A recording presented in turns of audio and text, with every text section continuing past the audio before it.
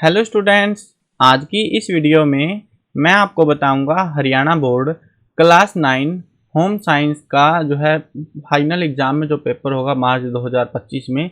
तो वो पेपर आपका कुछ इसी तरीके से रहने वाला है। ऐसा ही जो पेपर है आपको वो फाइनल एग्ज़ाम में देखने को मिलेगा।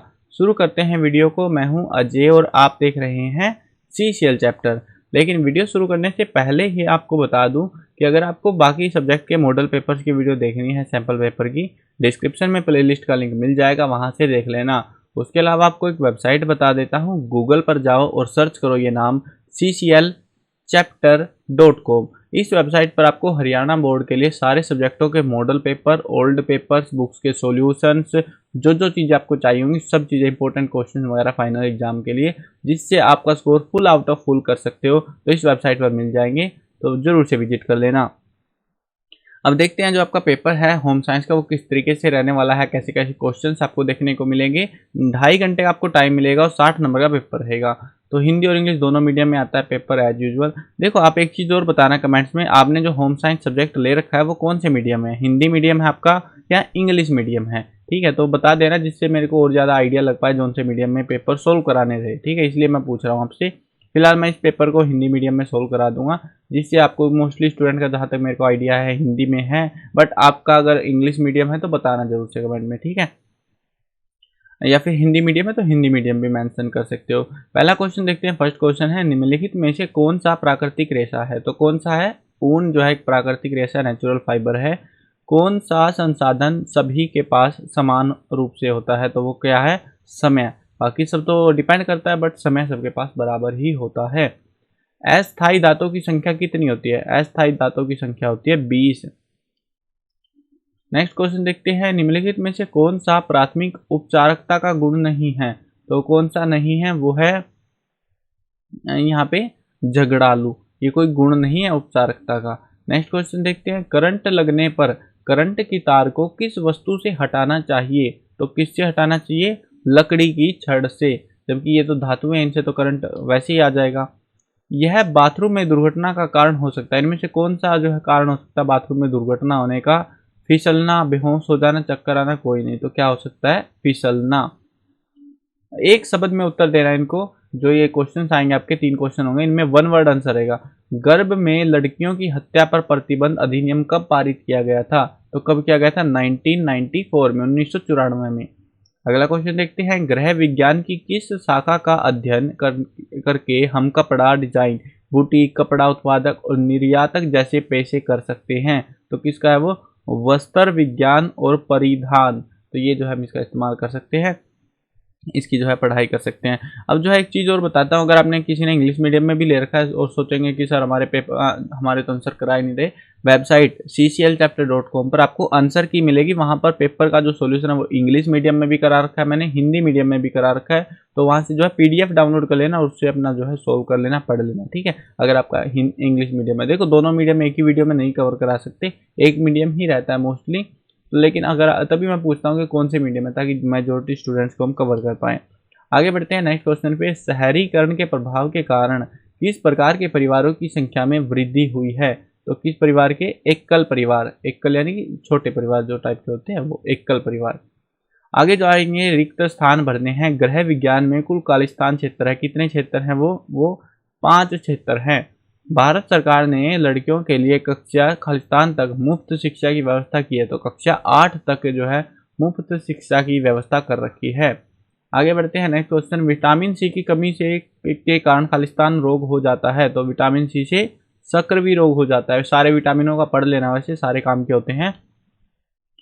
उसके बाद में आपको आएंगे असर्शन और रीजन बेस्ड क्वेश्चन। ये थोड़े से कॉम्प्लेक्स होते हैं, इनको थोड़ा अच्छे से समझना पड़ता है। असर्शन, रीजन, पहले तो आपको देखो ऑप्शन, देखो कि ऑप्शन पहले जांच लेना, केवल ए सही है, आर सही है, दोनों सही हैं, और आर ए की सही व्याख्या और सही व्याख्या नहीं है। अगर कोई स्टेटमेंट इनमें से गलत मिलती है तो आपके लिए आसान है आइडेंटिफाई करना। अगर गलत नहीं मिलती है तो थोड़ा सा दिमाग लगा के ही सोल्व करना पड़ेगा आपको, ठीक है। अब देखो, गृह विज्ञान सिर्फ घर का विज्ञान है, क्या ये बात सही है? तो बिल्कुल जो है गलत है, ठीक है, क्योंकि घर का विज्ञान नहीं है ना गृह विज्ञान। तो हमें बस स्टेटमेंट मिल गई, बहुत है हमारे लिए। तो हमारा ऑप्शन बी हो जाएगा, यानी केवल आर सही है। अब क्यों? क्योंकि ए गलत है। अब तीनों केस में इसमें देखो ए सही है, आर गलत है, क्योंकि बता मेंशन नहीं कर रहे बट कॉमन अंडरस्टैंडिंग है, ठीक है, केवल आर सही है, इसका मतलब आर गलत है। यहाँ पे आर सही है तो ए गलत है, तो ए इसमें गलत है, तो केवल बी ऑप्शन है, फालतू दिमाग लगाना ही नहीं आपको, ठीक है। आगे देखते हैं नेक्स्ट क्वेश्चन। नेक्स्ट क्वेश्चन में क्या है, वर्तमान समय में सभी विद्यार्थियों के लिए गृह विज्ञान शिक्षा आवश्यक होनी चाहिए। बिल्कुल सही बात है। गृह विज्ञान न केवल व्यक्तियों के संपूर्ण व्यक्तित्व और जीवन शैली का विकास करता है, बल्कि उसे स्वरोजगार के लिए भी तैयार करता है। ये बात भी इनकी बिल्कुल सही है। और ये कह रहे हैं हमसे, अब स्टेटमेंट दोनों सही हो गई, या तो सी आएगा या डी आएगा। इनमें से देखते हैं कि वर्तमान समय में सभी विद्यार्थियों के लिए गृह विज्ञान अनिवार्य होना चाहिए। हम बोले भाई क्यों होना चाहिए, क्योंकि ये हमें जो है एक तो स्वरोजगार के लिए तैयार करता है, जीवन शैली व्यक्तित्व वगैरह उनका विकास करता है, तो बात सही है इनकी, ठीक है। तो इनका रीजन बिल्कुल सेटिस्फाइड है, तो हमारा ऑप्शन होगा ऑप्शन सी। ए और आर दोनों सही हैं और आर ए की सही व्याख्या है, ठीक है ना। आगे बढ़ते हैं नेक्स्ट क्वेश्चन पे। नेक्स्ट क्वेश्चन है हमारे पास में 15th क्वेश्चन। इसमें आपको मिलान करना है, मैच द फॉलोइंग। पहला है वर्मी कंपोस्ट, इधर है आयोडीन, आहार विशेषज्ञ, कपड़ों की रानी। यहाँ है खाद्य और पोषण विज्ञान, रेशम, केचुआ, घेंगा। देखो सबसे आसान पहचानने का तरीका आपको आना चाहिए। उसके बाद में ऑप्शंस दे रखे, नीचे ऑप्शंस देख लो, पहले का, दूसरा, तीसरा, चौथा, इनमें से कौन सा ऑप्शन आपको मिलाना पड़ेगा। पहले एक इजी टू आइडेंटिफाई है, वो क्या है हमारा इजी टू आइडेंटिफाई, वो ये है हमारा कि अच्छा सही विकल्प चुनना, ठीक है। देखो आपको जो है मिलाना है इनको। वर्मी कंपोस्ट, वर्मी कंपोस्ट के अंदर क्या आएगा आपका, किससे बनता है, केचुए से बनता है ना। तो पहले का तीसरा, ठीक है, पहले का तीसरा किस में होगा, पहले का तीसरा, पहले का एक ए बी सी डी, अच्छा ये क्या बना रखा है इन्होंने, दूसरा और चौथा, तीसरा, फर्स्ट, अच्छा ये ऑप्शन है, ठीक है ठीक है। तो पहले का जो है ए में पहले नंबर पे आएगा हमारा तीसरा, तो तीसरे के हिसाब से देखो तीन यहाँ पे इनमें से आएगा, ठीक है। अब देखो सारे नहीं है, एक ऑप्शन हमारा ऑलरेडी कट हो चुका है। उसके बाद में आयोडीन देखते हैं। आयोडीन, आयोडीन का हमें मान लो नहीं पता भाई कौन सा क्या है, ठीक है, कोई समझ नहीं आ रहा हमें। वैसे हमें पता होना चाहिए आयोडीन से घेंगा रोग हो जाता है, नमक की कमी से, पता होगा ना। तो इसका फोर्थ है वैसे तो, ठीक है। अगर आप फोर्थ देखते हो तो डी ऑप्शन भी हमारा कट हो जाता है। अब बचे दो ऑप्शन। अब देखो आहार विशेषज्ञ, उसके अंदर क्या होगा, खाद्य और पोषण विज्ञान, ठीक है, सी का फर्स्ट आएगा। तो इसमें फर्स्ट कौन सा, ये वाला, तो ऑप्शन हमारा सी हो जाएगा। समझ गए, सी ऑप्शन हमारा सही आंसर होगा, ठीक है। आई होप क्लियर हो गया होगा, मैंने बहुत डीपली आपको समझाया कैसे अटेम्प्ट करना है। अब जरूरी नहीं है कि आप ऐसे ही अटेम्प्ट करो, आपको मान लो इनमें से सारे नहीं पता, कपड़ों की रानी पता, भाई कपड़ों की रानी कौन सी होती है, रेशम, ठीक है। तो अब रेशम कपड़ा, इनमें से कपड़ा एक ही है भाई रेशम का, इनमें बाकी में तो है ही नहीं। तो कपड़ों की रानी डी का सेकंड आना चाहिए, डी का सेकंड इसी में है, बस सीधा मिला सकते हो। टाइम देखो मैंने पूरा प्रोसेस बताया, अगर दिमाग नहीं लगाना तो देखो एक सीक्वेंस मैच करो। जैसे यहाँ पे 3 है सब में, ठीक है, इसमें 2, 3 में 4 है, इनमें जो है 1, 2, 3 ऐसे रैंडम है। इसमें जो है अगर आप देखते हो इसमें ज्यादा, लास्ट के मिला लो बस, इनमें से कोई सा एक सही मिला लिया आपने, बाकी सब अपने आप सही हो जाएंगे। तो वो इजी है आइडेंटिफाई कर पाना आपके लिए, ठीक है ना। चलो आगे बढ़ते हैं। आगे जो है आपके बड़े क्वेश्चन आएंगे सेक्शन बी। वसा में घुलनशील विटामिनों के नाम बताने हैं। तो वसा में घुलनशील विटामिन है vitamin A, vitamin D, vitamin E, vitamin के। संतुलित आहार क्या होता है, संतुलित आहार जो है वह आहार होता है जिसमें शरीर की जो दैनिक आवश्यकताओं को पूरा करने के लिए सारे जो है सभी पोषक तत्व उचित मात्रा में उपलब्ध होते हैं, उसे हम संतुलित आहार कहते हैं। विटामिन डी की कमी से होने वाली किसी बीमारी का नाम बताना है। तो विटामिन डी की कमी से होने वाली कौन सी बीमारी है, रिकेट्स, रिकेट्स नाम की बीमारी हो जाती है। प्राथमिक चिकित्सा का अर्थ लिखना है। प्राथमिक चिकित्सा का अर्थ होता है वह सहायता जो डॉक्टर के आने से पहले रोगी या घायल को दी जाती है, ताकि रोगी या जो घायल है उसको घटना के बुरे परिणामों से बचाया जा सके, उसको हम फर्स्ट एड बुलाते हैं, प्राथमिक चिकित्सा बुलाते हैं। अगला क्वेश्चन है संसाधन किसे कहते हैं, रिसोर्सेज, संसाधन क्या होते हैं। तो संसाधन, लक्ष्य को प्राप्त करने के लिए जिन वस्तुओं या सुविधाओं का हम उपयोग करते हैं उनको हम संसाधन कहते हैं। मानव संसाधन के 2 उदाहरण देने हैं। मानव संसाधन में जैसे ऊर्जा, ज्ञान, तो ये मानव संसाधन है। एक जंतु रेशे का नाम बताइए, एक जंतु, एनिमल फाइबर, जंतु से जो हम रेशा प्राप्त करते हैं, जैसे रेशम हो गया, ऊन हो गया, तो ये जंतु वाले रेशे हैं। कंपोस्ट बनाना क्या है, कंपोस्ट बनाना। देखो अपशिष्ट जो होता है मतलब वेस्ट जो होता है मेटाबॉलिक वेस्ट, तो अपशिष्ट से उपयोगी खाद बनाने की जो प्रक्रिया होती है उसे हम कंपोस्ट कहते हैं, कंपोस्ट बनाना कहते हैं। अगला क्वेश्चन देखते हैं, लंबाई के आधार पर रेशे को कितने वर्गों में बांटा जाता है? नाम भी साथ में लिखने हैं। लंबाई के आधार पर रेशों को 2 श्रेणियों में बांटा जाता है। जो है लंबे रेशे छोटे रेशे, मतलब उनको कहते हैं फिलामेंट लंबे रेशे को, और छोटा रेशा जो होता है उसको कहते हैं स्टेपल। तो ऐसे जो है इनको एक्सप्लेन आउट करना था बस। अगला जो सेक्शन आएगा सेक्शन सी। ये अभी तक हम जो क्वेश्चन कर रहे थे 2-2 नंबर वाले थे, सेक्शन सी हमारे आ चुके हैं बड़े क्वेश्चन 3-3 नंबर वाले। ठीक है, वृद्धि और विकास के बीच कोई 3 अंतर बताने हैं। इसके लिए अगर कभी भी आपसे अंतर पूछे ना, अंतर ऐसे एक प्यारी सी टेबल बनाओ और उसमें लिख दो बस, सबसे जल्दी नंबर देगा टीचर आपको। 3 अंतर बताने हैं या फिर अंतर बताने 3 नंबर में, तो 3 पॉइंट लिख दो बहुत है। अगर ज़्यादा लिखना चाहते हो 4 पॉइंट भी लिख सकते हो, बट 3 से काम चल जाएगा। कम लिखोगे तो नंबर कटेंगे। ठीक है, अब देखो वृद्धि और विकास में अंतर बताना है। वृद्धि क्या होती है? वृद्धि मात्रात्मक होती है, जबकि विकास क्या होता है? मात्रात्मक और गुणात्मक दोनों होता है। वृद्धि यह सीमित समय के लिए होती है, विकास क्या होता है? यह जीवन भर या कह लो मृत्यु तक चलता है। वृद्धि में क्या कहते हैं, ये कोशिका विभाजन के कारण होती है। वृद्धि कोशिकाएं बड़ी होती रहती है, और विकास यह सक्रिय समायोजन या अनुकूलशीलता के कारण होता है, मतलब हमारी डेवलपमेंट के कारण होता है। वृद्धि और विकास के बीच कोई 3 प्रमुख अंतर लिखिए। ये सेम ही तो हो गया, 3 प्रमुख अंतर, इसमें भी यही है। वृद्धि और विकास के बीच कोई 3 प्रमुख अंतर लिखिए। देखो कितना दिमाग लगा रहे बनाने वाले ने भी। चलो कोई ना, सेम ही आंसर आएगा आपका मेजर डिफरेंस बताने से ग्रोथ और डेवलपमेंट के। चलो आगे बढ़ते हैं नेक्स्ट क्वेश्चन पे। नेक्स्ट क्वेश्चन है, प्रोटीन के 3 प्रमुख कार्य लिखिए। प्रोटीन के कार्य, प्रोटीन जो है शरीर में नई कोशिकाएं बनाता है, उसमें काम आता है। इनके जो है ना 3 कार्य, पॉइंट बनाना 1 2 3 करके, और 3 नहीं लिखना है। अगर अंतर पूछा है, क्योंकि उसमें 6 पॉइंट हो जाएंगे ना अंतर में, तो 3 अंतर 1 के 3 1 के, तो 6 पॉइंट हो जाते हैं। ऐसे ही प्रोटीन के जब कार्य लिखोगे तो आपको 4 से 5 तो लिखने पड़ेंगे, नहीं तो नंबर टीचर पूरे नहीं देगा। प्रोटीन के 3 कार्य, सॉरी 3 कार्य है तो 3 ही लिखने पड़ेंगे, वैसे ज़्यादा की जरूरत नहीं है, 3 ही लिख लेना। ठीक है, अगर नहीं देते हैं कुछ कार्य लिखिए तो ऐसे करके ज़्यादा लिखने पड़ेंगे। 3 बोले 3 ही लिख लो। देखो प्रोटीन जो है नई कोशिकाएं बनाने के काम आता है, शरीर का रखरखाव और विकास में हेल्प होता है, एंजाइम, हार्मोन और एंटीबॉडी का निर्माण करता है, हीमोग्लोबिन का निर्माण करता है, एसिड और बेस का जो है शरीर में संतुलन बनाए रखता है। ऐसे आपको काफ़ी सारे पॉइंट मैंने बता दिए हैं। अगला क्वेश्चन देखते हैं, रेशम के रेशे की लंबाई, चमक, रंग और लंबाई के बारे में बताना है कि कैसे क्या होती है। देखो रेशम एक रेशा है, इसकी लंबाई जो है 750 से 1100 मीटर तक हो सकती है। इसकी चमक में अगर बात करें, रेशम में सबसे अधिक चमक होती है, इसीलिए इसे रेशों की रानी भी कहा जाता है।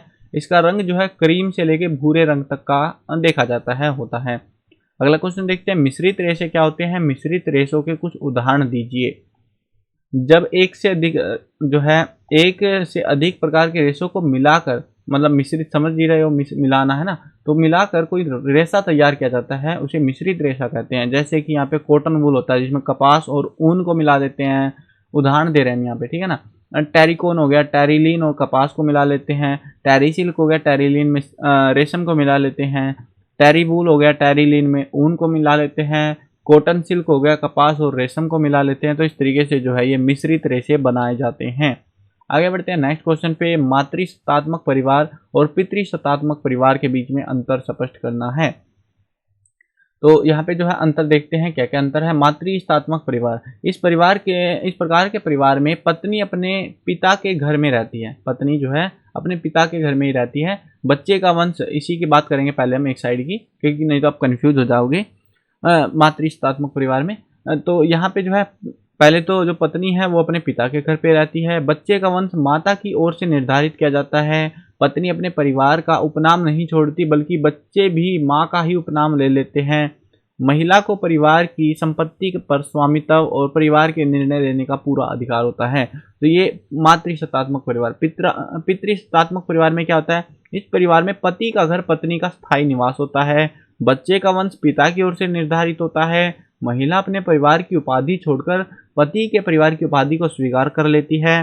पति को परिवार की संपत्ति पर स्वामित्व और परिवार में निर्णय लेने का पूरा अधिकार होता है। जो हमारा आम सोसाइटी है, जो शादी विवाह आप देखते हो परिवारों में रहते हैं, वो पितृसत्तात्मक परिवार होते हैं। हम हमारे समाज में जो देखने को हमें मिलते हैं। ठीक है ना, आगे बढ़ते हैं नेक्स्ट क्वेश्चन, संसाधनों की मुख्य विशेषताओं की व्याख्या करनी है। संसाधन जो है काफ़ी उपयोगी होते हैं, विशेषताएं बतानी है ना हमें। संसाधन उपयोगी होते हैं, सभी संसाधन सीमित होते हैं, सभी संसाधन एक दूसरे से सह संबंधित होते हैं।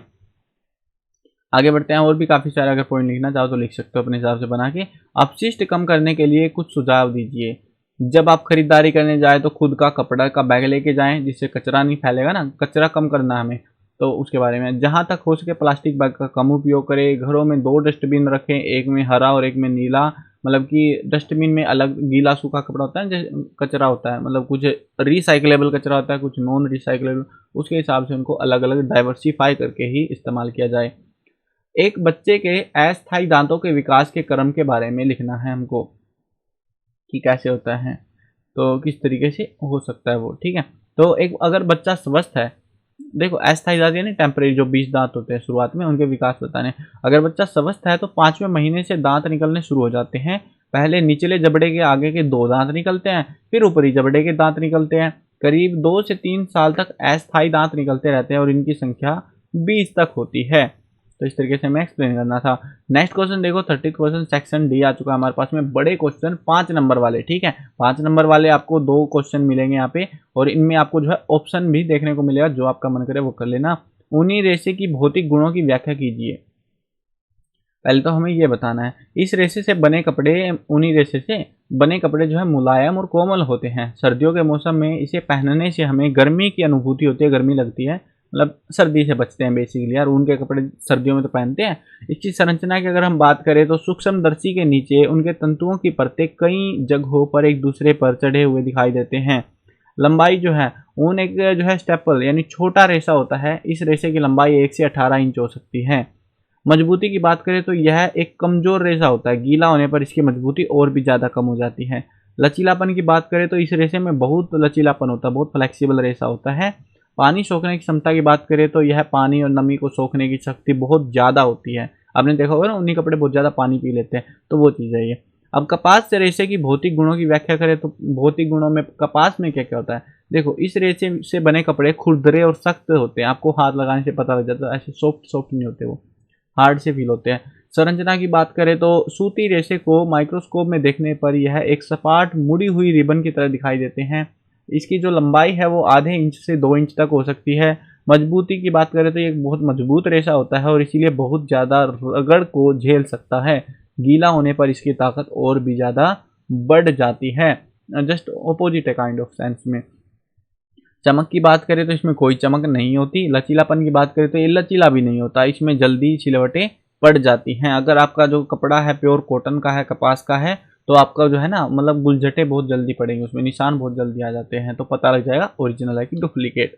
चलो आगे बढ़ते हैं नेक्स्ट क्वेश्चन पे। कार्बोहाइड्रेट की प्रमुख कार्यों की व्याख्या करनी है और कैल्शियम के प्रमुख कार्यों की व्याख्या करनी है। पहले कार्बोहाइड्रेट के देख लेते हैं। कार्बोहाइड्रेट के प्रमुख कार्य, ऊर्जा प्रदान करना, प्रोटीन बचाने के लिए हम इस्तेमाल करते हैं, मतलब प्रोटीन एक ऊर्जा होती है ना, जो कार्बोहाइड्रेट जब समाप्त हो जाता है उसके बाद इस्तेमाल की जाती है। उसके बाद अगर प्रोटीन समाप्त हो जाता है तो फिर फैट की ऊर्जा को इस्तेमाल किया जाता है, वसा की ऊर्जा को इस्तेमाल करते हैं। लेकिन कार्बोहाइड्रेट का पहला कार्य यही होता है कि ऊर्जा पहले तो प्रदान करेगा और साथ में प्रोटीन की ऊर्जा को बचाएगा। वसा के उपयोग में मदद के लिए भी होता है। कैल्शियम के उपयोग में मदद के लिए भी इसका इस्तेमाल होता है। मांसपेशियों के संकुचन में भी सहायक होता है।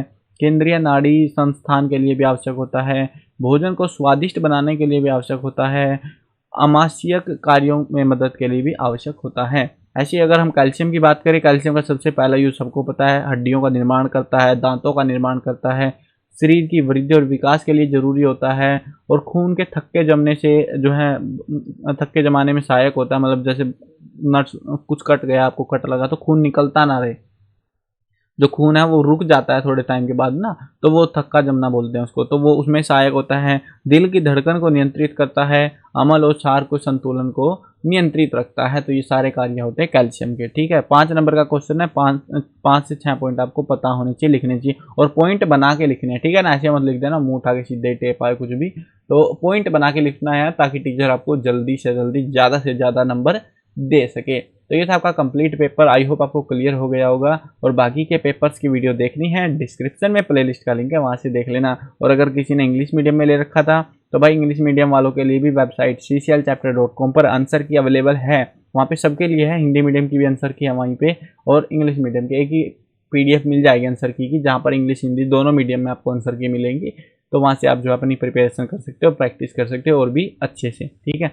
और इंपॉर्टेंट क्वेश्चन वगैरह की वीडियोज भी आपको इसी चैनल पर मिलने वाली हैं। तो अगर चैनल को सब्सक्राइब नहीं किया तो सब्सक्राइब भी कर लो ताकि आपकी तैयारी और भी बढ़िया हो सके। मिलते हैं नई वीडियो में, बाय बाय।